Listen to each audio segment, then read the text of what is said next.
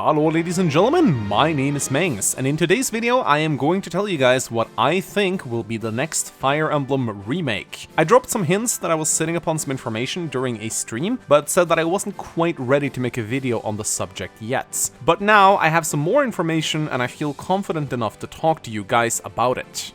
Now, before I begin, I would like to just give you guys some big disclaimers. I do not sit upon any official leaks from Nintendo that support what I'm about to say. This is for all intents and purposes a speculation video. But to give you guys some context, I was contacted by a Discord group that specializes in leaks and information about games releases. And they've been right about these things before. Around 90% of their predictions have come true. And they are one of the groups that have been closely associated with the Chinese Riddler, the guy who leaked a lot of information about Pokemon Shield, Sun, Moon, Ultra Sun, and Ultra Moon. While these guys prefer to remain anonymous, I can safely say that after talking to one of their members several times over the last few months, I believe they know their stuff. They actually told me to hold off on making this video until they gathered more evidence, which shows me that they're not just people doing this for attention. To contrast this with the fake leaks I received about the so-called Castlevania emblem back in 2017, the person behind those leaks was super excited when I covered them, reveling in the attention. This is quite different, though of course it doesn't mean that what I'm about to tell you is true.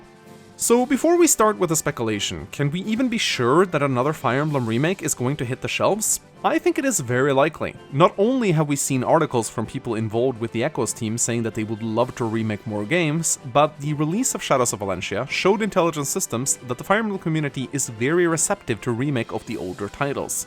The fact that they were able to turn Gaiden, the black sheep of the franchise, into an actual popular game should absolutely be evidence of that. And I think that they specifically chose Gaiden for that very reason. They were experimenting. I think they picked an obscure title for a somewhat outdated console in the 3DS simply to test the waters. If it flopped, it wouldn't end up hurting them as much, but if it succeeded, it would show them that this is absolutely something worth doing. And while Echoes didn't sell as well as Fates did, it apparently sold out most of the games that they had in stock, showing us that they were spot on in their predictions regarding its popularity. In other words, these remakes aren't meant to rival the hype of the main games. They're fillers, titles meant to come in between the big releases. Echoes was released in between Fates and Three Houses, probably to keep the Fire Emblem community entertained and engaged during the downtime. It was never meant to be a huge release rivaling the two, and I think that this is exactly what they are planning to do next. If we look back at the first trailer for Shadows of Valentia, it came out on March 21st, 2017. That's only roughly a year or little over if we count the Japanese release of Fates. And with Three Houses being released on July 26th of 2019, we're not that far off from the 1-year window and can probably expect an Echoes trailer to drop very soon. I have more information about this too later on in the video. So I've been teasing you quite a bit now, and I think it's time to drop the big bombshell before you all hit the dislike button and close the video. So the next remake that I believe will come out for the Switch is right behind my bald head. That's right. I think that they are going to do a Tellius remake. Not what I expected, but the leaks that I have gotten confirms this, and I'm going to show you why. The Tellius games, aka Path of Radiance and Radiant Dawn, was released in 2005 and 2007 respectively, the first on the GameCube, the other on the Wii. Despite initially selling very poorly, the two games have gained an almost cult-like following over the years. The popularity of its characters, in particular its main protagonist Ike, is ridiculously high in Japan. This is in big part thanks to the influence of Smash, but also because he's just a very relatable character.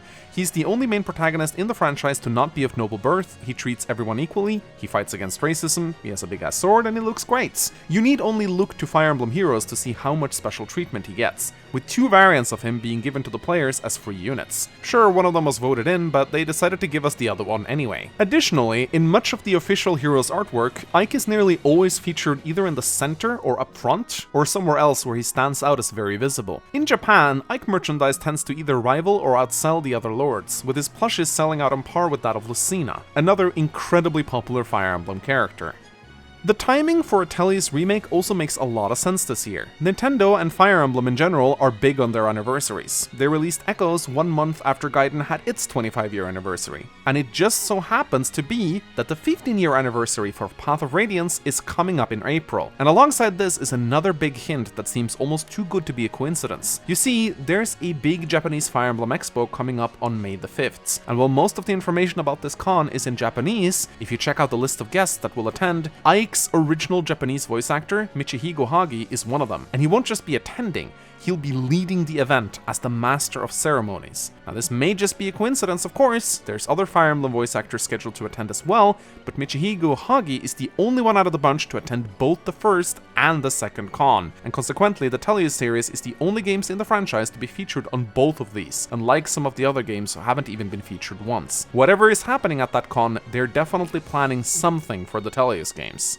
Then of course we have to talk about the controversy during a typo from everyone's favorite, Intern-kun, where the official Nintendo of America Twitter account tweeted out this image, claiming that Ike appears in Fire Emblem Echo's Path of Radiance. While this was probably just a mistake on their part, it could also have been a thinly layered hint for things to come. However, we still got a little more evidence to support the claim. The Tellius games are the only ones in the series to not be released on Virtual Console, mainly because they came out for the GameCube and the Wii. It's a small detail, but it would make sense for them to hold a virtual release back if they plan to release a full remake very soon.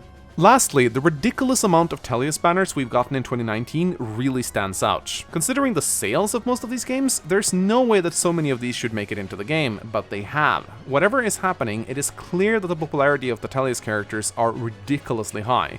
In fact, thanks to this Reddit thread made by a user named Jdrax, who compiled the results of the Choose Your Legends popularity polls and ranked the continents based on their popularity, Tellius actually came in third, only surpassed by the worlds of Awakening and Fates. A while back, I made a video about a cancelled Fire Emblem remake for the 3DS. In case you didn't see it, we now know for 100% certain that a Fire Emblem remake scheduled to come out for the 3DS was cancelled. And I strongly believe that this was actually Fire Emblem Echo's Path of Radiance. According to a leak that my contact received, the initial plan was to first remake Path of Radiance for the 3DS, and then Radiant Dawn for the Switch. But now it appears that they are planning to remake both games for the Switch, but they will mostly come out as two separate games, rather than being combined into one. Alright, so that is it. Those are my speculations. Based on the information that I have been given by the Discord group, I think that the Tellius games are in line next for a remake. Now, just because I believe this doesn't mean I'm necessarily very happy about it. Personally, I think that Fire Emblem 4 should be the next game to be remade, so I actually hope I'm wrong about this. And keep in mind, I've been wrong before, I can be wrong again. This is just a theory. I have only received theories and some minor evidence and some logs. I haven't gotten any direct leaks from Nintendo or anything, so there's no way to actually validate that what I'm saying is true. It's just something that I think is going to happen. We're going to have a direct very soon, and I think there's a good chance that they're going to unveil at least a teaser trailer for the next Echoes game. So, time will tell if I'm right or not. Either way, let me know what you think in the comments below. Do you think that I'm right? Do you think that I'm wrong? If I'm wrong, then let me know why you think I'm wrong, and, you know, let me also hear what game you want to be remade next. I'd love to hear you guys' opinions, as I always do. Anyway, thank you so much for watching. My name is Mengs, and I'll see you guys next time. Bye-bye.